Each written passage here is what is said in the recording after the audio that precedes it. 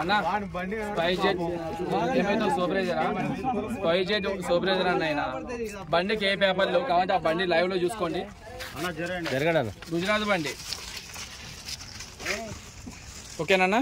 గుజరాత్ బండి వచ్చి మన తెలంగాణ స్పైజెట్ లో ఎట్లా యాడ్ చేశారు. బండికి పేపర్స్ కూడా ఏ పేపర్ లేదు, ఇన్సూరెన్స్ లేదు, పొల్యూషన్ లేదు, ఏపీ లేదు, ఏమీ లేకుండా స్పైజెట్ వాళ్ళు ఎలా యాడ్ చేసుకున్నారు అంటే మాకు టీఎస్ బండ్లు అమ్మాయి ఇంతమంది డ్రైవర్లు ఓలా ఊబర్లో నడుపుకుంటే ఉదయం నుంచి నైట్ దాకా మాకు రైట్లో పడక మేము మా ఘోరంగా మేము బాధలు పడుతున్నాం అన్న.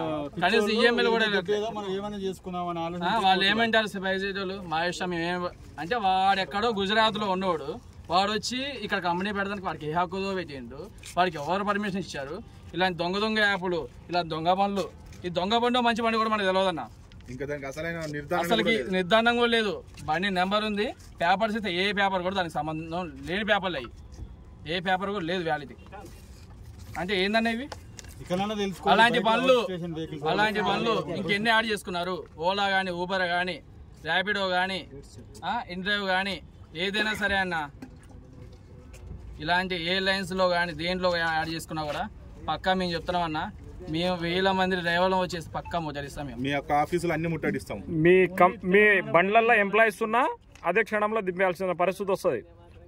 కాబట్టి మీరు తక్షణమే మీ సొంత గ్రామాలకు వెళ్ళిపోవాల్సింది ఎవరు కోరుకుంటున్నారు. ప్రశాంతంగా పోయడం మంచిది.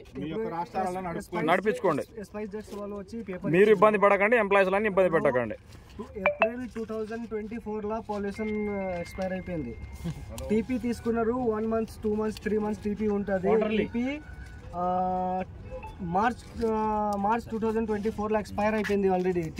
టీపీ కూడా చెప్పు దేని గురించి. టీపీ ఏదంటే వచ్చి పోవాలి అదర్ స్టేట్ వెహికల్స్ ఏదో స్టేట్ కి వెళ్తున్నారు అంటే పోవాలి, కస్టమర్ దింపాలి, లేదంటే సేమ్ కస్టమర్ ని తీసుకొని వెళ్ళిపోవాలి. ఇప్పుడు లోకల్ బిజినెస్ చేసేది హక్కు వీళ్ళకు లేదు.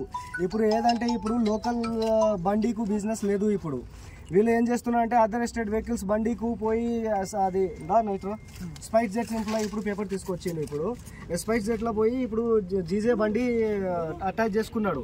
ఇప్పుడు మా 100 బండ్లు 1000 బండ్లు ఉన్నాయి ఇక్కడ. ఇప్పుడు ఎయిర్పోర్ట్ లో ఒక్క బండికు లోకల్ ఎయిర్పోర్ట్ అథారిటీస్ బిజినెస్ ఇస్తలేడు. బయట స్టేట్ నుంచి వచ్చి బండికు బిజినెస్ కూడా ఇస్తున్నాడు, ఎంప్లాయ్మెంట్స్ కూడా ఇస్తున్నాడు, శాలరీస్ కు ఎంప్లాయీస్ హైర్ చేసుకుంటున్నాడు. అది ఏదంటే డ్రైవర్స్ కూడా బయట నుంచి రావాలి, మా బండి కూడా బయట నుంచి రావాలి. మేము ఇక్కడ వేల లక్షల ట్యాక్స్ మేము కట్టాలి మన స్టేట్ గవర్నమెంట్ కు.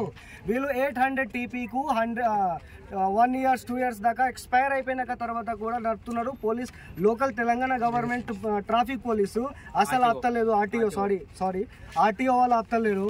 ఇప్పుడు మేము మొత్తం పేపర్స్ వ్యాలిడిటీ పేపర్ తీసుకోపోయినా బండి ఖచ్చితంగా నైట్ అయినా డే అయినా ఆపుతున్నాడు. పేపర్స్ మా పేపర్ చెక్ చేస్తున్నారు కాబట్టి జీతాలు ఇస్తున్నారు, మాకు జీతాలు ఇస్తున్నారు. ఆర్టీఓ గారు అంతే. ఆర్టీఓకి జీతాలు ఇచ్చేది మేము, అలాంటిది మేమే బండ్లు పట్టుకుంటున్నాం అంటే అర్థం చేసుకోండి. పైగా మళ్ళీ మా మీద కేసులు. ఇప్పుడు